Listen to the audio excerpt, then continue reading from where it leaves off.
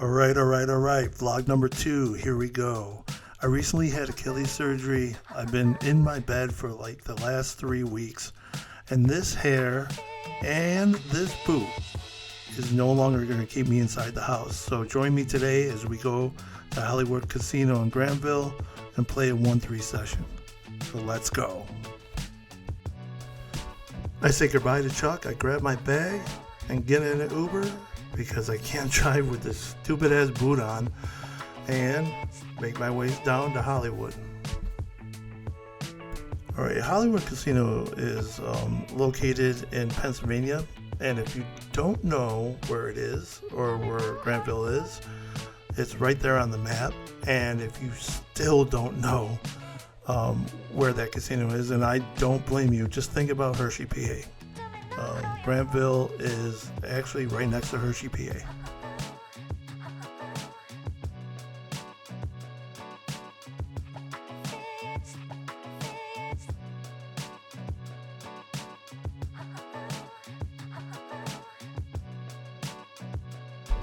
So just like any other casino, there's a lot of different places that you can eat inside here. There's places where you can get chicken sandwiches. There's a really good pizza place. I really enjoy it. And if you're looking for something a little more high-end, I definitely suggest that you check out the Final Cut Steakhouse. I've been there many, many times, and the food and the service is excellent.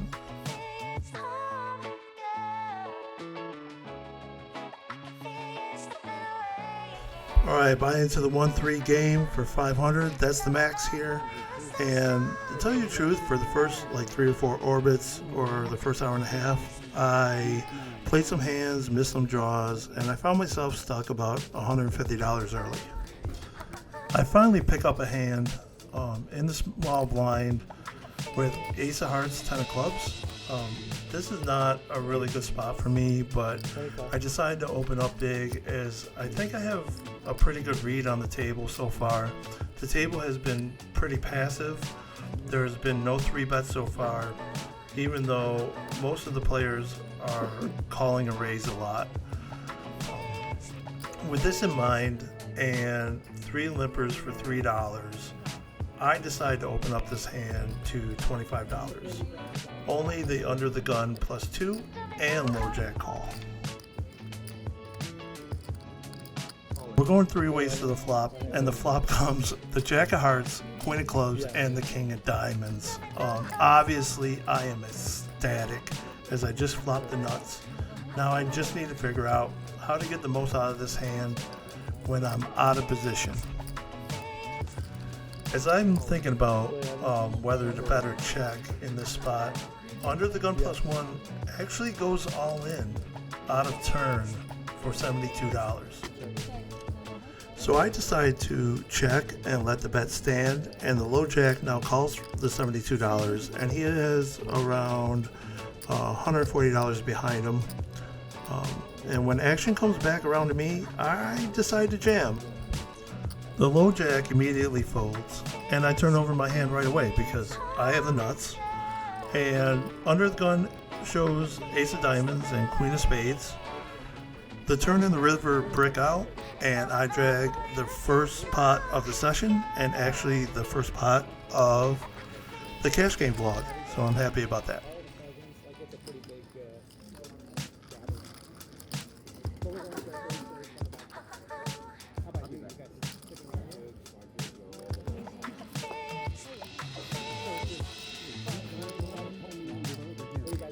He went all in, he called, and then I moved over the top.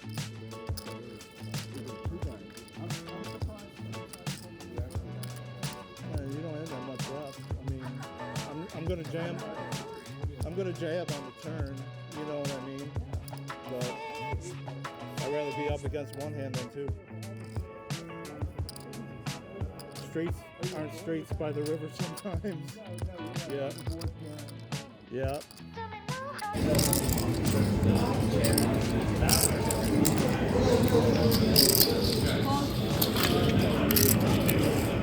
A little while later, I'm on the button and I look down at the most beautiful hand in the world, pocket aces. And this is the first time that I got pocket aces during the vlog, obviously, and I'm just hoping that I play them well and I don't F it up. I love playing aces, and I especially love playing aces when I'm on the button. A lot of the players in the low limit games thinks that you're just raising really wide to take down lines or take down the early raises, and I have been raising a lot. I like to raise. I like to 3-bet a lot. When I come into a pot, that's what I usually do. So there was already a few limpers in the pot already, which is a common theme that you're going to see throughout this vlog in this room, and I don't need to go too big, so I just decided to go $20 here, and to no surprise, the low jack and the high jack call, and we're off to a flop.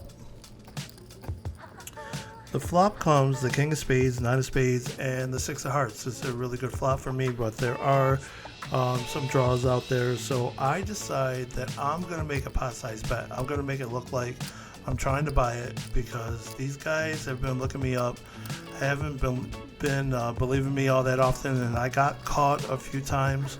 So I actually bet $80, targeting any king, any spade, or any straight draw. And in hindsight, maybe I should have went a little bit less to try to get a call from people that are floating, or maybe didn't catch all of the flop. But I don't know if that was the right play or not, making that huge bet. I was just trying to make it look really bluffy, but I take the pot down, and that's what's important.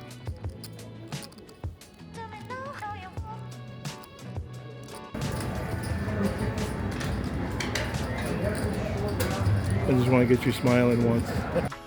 All right, as you can see, the whip was here, but he left about an hour later after taking a seat, because he got ran down and busted, and he whipped out of there.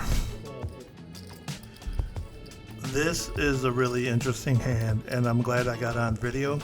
So I'm currently on the button, and I have pocket jacks. Usually you won't see me just call in this situation, but there was already an $8 raise in front of me and a 3-bet to 36. So I was kind of cautious that maybe a big hand was out there. So I decided on the button that I'm just going to make the call for the $36. This is the first 3-bet that I've seen from a player at the table besides myself, so I can easily put him on a big hand here, and I just decided to call to see what the flop looks like.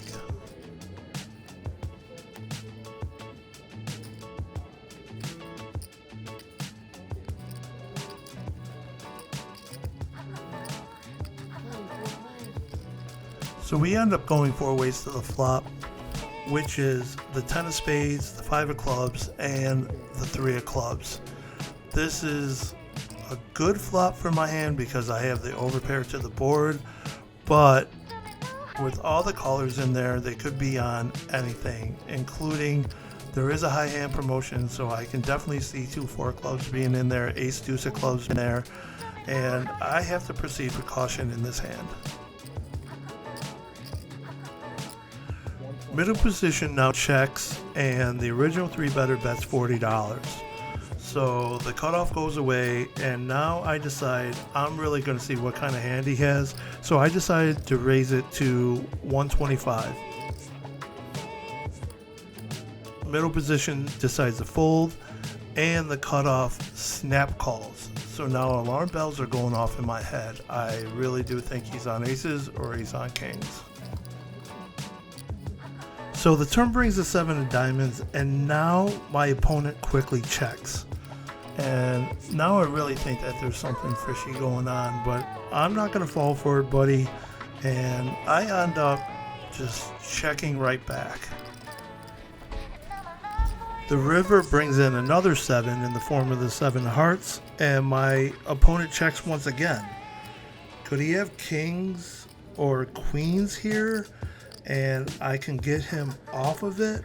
I did play my hand like I had aces or pocket tens, And if you know me, I'm not afraid to jam if I think I can get an opponent off the hand, but ultimately I decide to just check back and my opponent shows That's what I figured. pocket aces. So I think I played the hand pretty well, but let me know in the comments if I could have done anything different.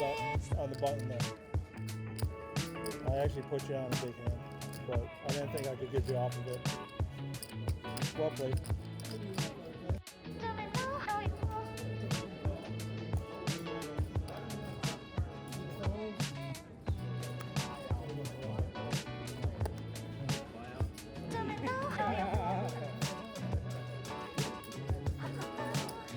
Just us, just the blind. No chops there, huh?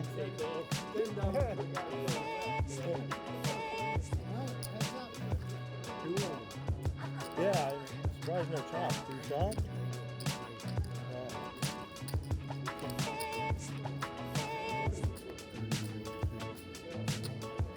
You raised it $6, you didn't even have an ace?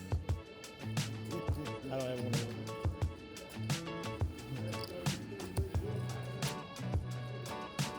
You know, I'll chop it next time if you want to chop the lines. I don't know if you do that.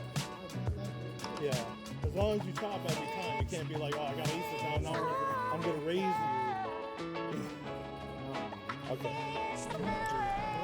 In these next few hands, I'm just going to show you how I like to raise aggressively with these hands and take down small pots and have winning sessions because of that. A lot of people always want to win the big pots, but I like to play a little small ball and just take down pot after pot and have a winning session every time.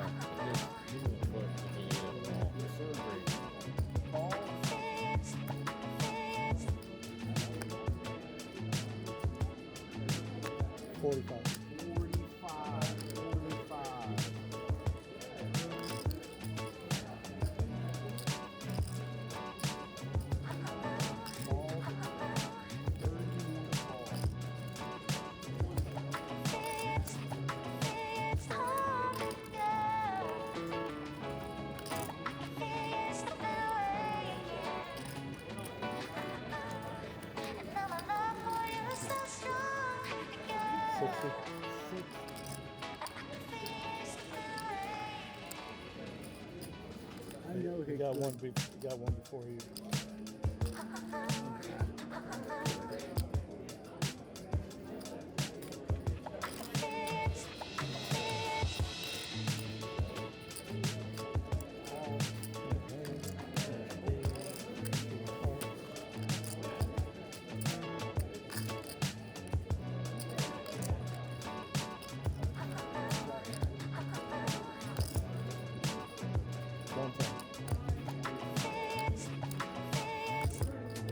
New one, 3 opening 6 and 7.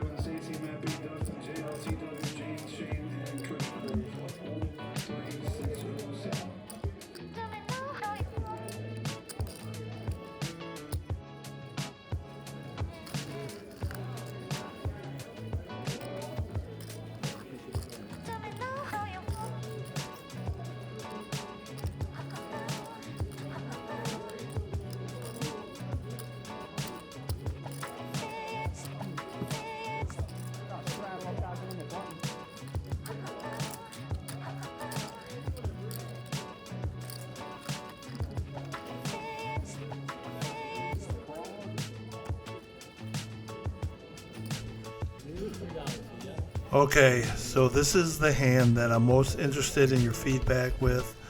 I'm actually calling this hand a defining moment in the session because these are one of the hands that can actually put you up a lot or it can put you down a lot. So I am under the gun in this hand and I look down at ace of spades, 10 of spades, and I decide to bring it in for $20. I probably could have brought this hand in for a little bit more, but being that I'm out of position, this hand plays really well and it flops really well.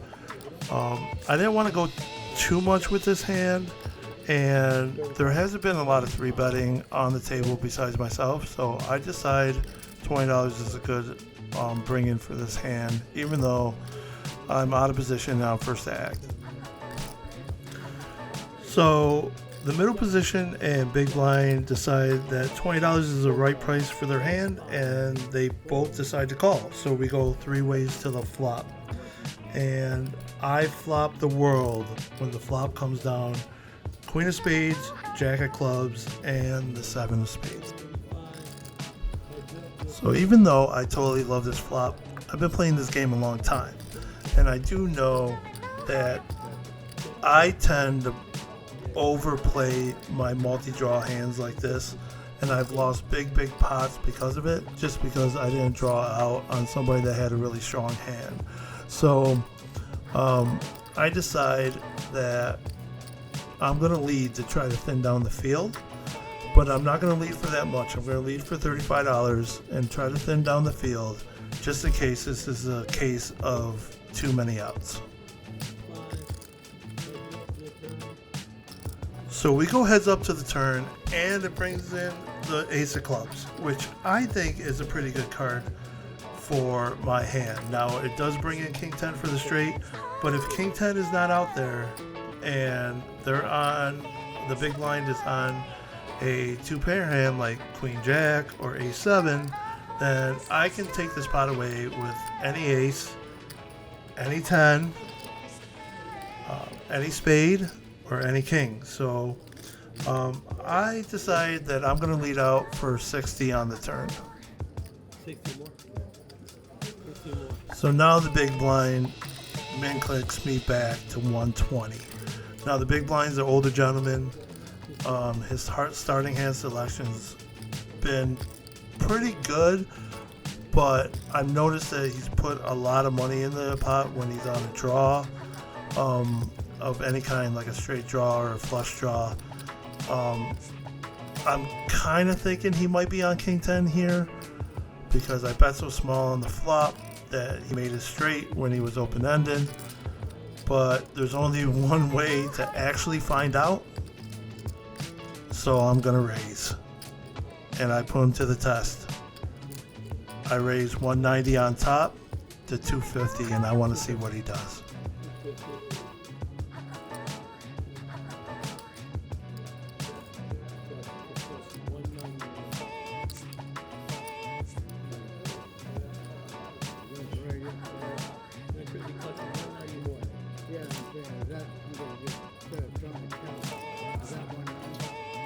That's 250 total, sir.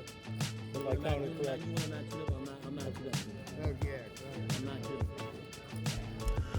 So basically, after fumbling around with his chips for a little while, because he is an older gentleman, he calls the bet, and basically it's a snap call. So I definitely think that he's on king 10 right here. So we're going to hope to make our card on the river and see what happens. The river brings in, of course, the 4 diamonds. I miss all my draws. I miss all my pair cards. I miss my ace over. And the big blind checks, and I quickly check back. I have an ace for showdown, and he flips over king 10 of diamonds. So it was exactly what I thought he had. I had to make my spade on the river. I don't think he comes off of it if the spade hits on the river. I think I might put a big bet out on the river or jam all in, and he might call. He might call there. I think I get him for his whole stack, but Didn't work out this time. Please let me know in the comments how I played this hand. I'm not quite sure. There's some parts of it I think I played well, and some parts I think I didn't play well, but I'm looking forward to you guys telling me I suck. Yeah, a lot of money in front of them. Alright, for the rest of the session, I do pick up a couple hands. I pick up pocket kings, and I bet my hand pretty straightforward, and I'm under the gun here again. I'm always picking up the big hands, like under the gun, except for those aces that I picked up on the button, but I'm just basically raising and betting my hand straightforward, and I'm getting 2 or 3 callers, and I'm seeing a good flop where my equity's probably over 55%, and I'm betting my hand, and they're either folding or I'm getting a call and then a fold on the turn on a safe turn card. So I'm just picking up small pots everywhere.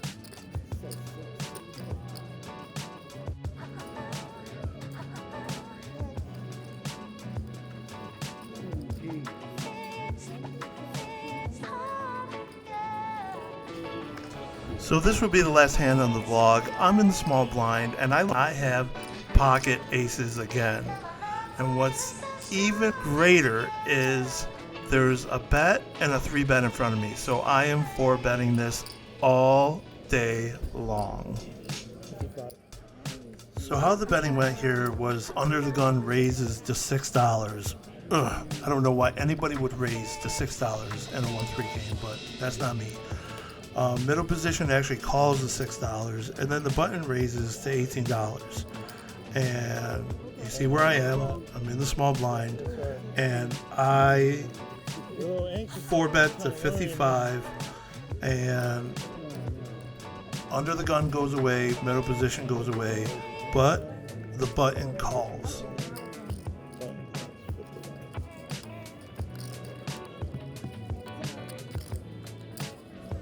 The flop comes the king of spades, the 4 hearts, and the 3 of diamonds, and the button checks even though I didn't do anything. Like I said, it's still the older gentleman to my right, so he's kind of going out of turn.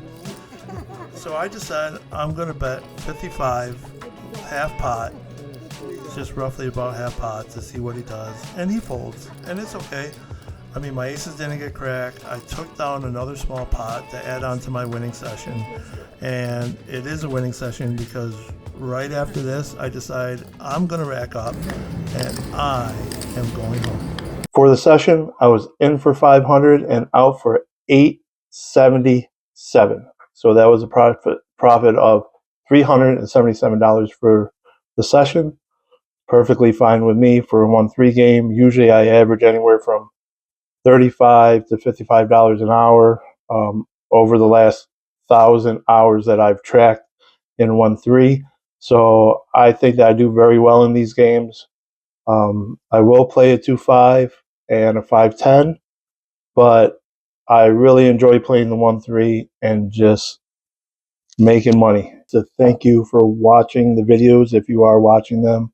I'm going to consistently post them every 2 weeks, so hopefully I'll have more subscribers, more views on my videos, and maybe in the future, who knows, maybe I'll get monetized, but that wasn't really the point of this channel. The point of this channel is just basically I needed a way to be creative and get my creative juices flowing, and I just decided, hey, I'm going to start doing videos, not for any other reason, but just to document my journey. But I've learned a lot so far in video editing, graphics, how to put the video together, the flow of the video.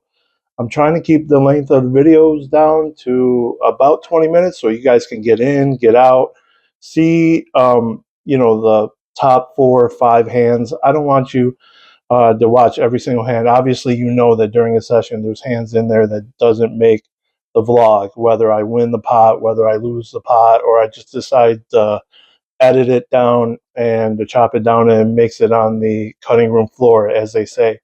But I just want to let you know that I really do appreciate it. If this is the first time you're actually watching the video, please like and subscribe. It really helps out the channel.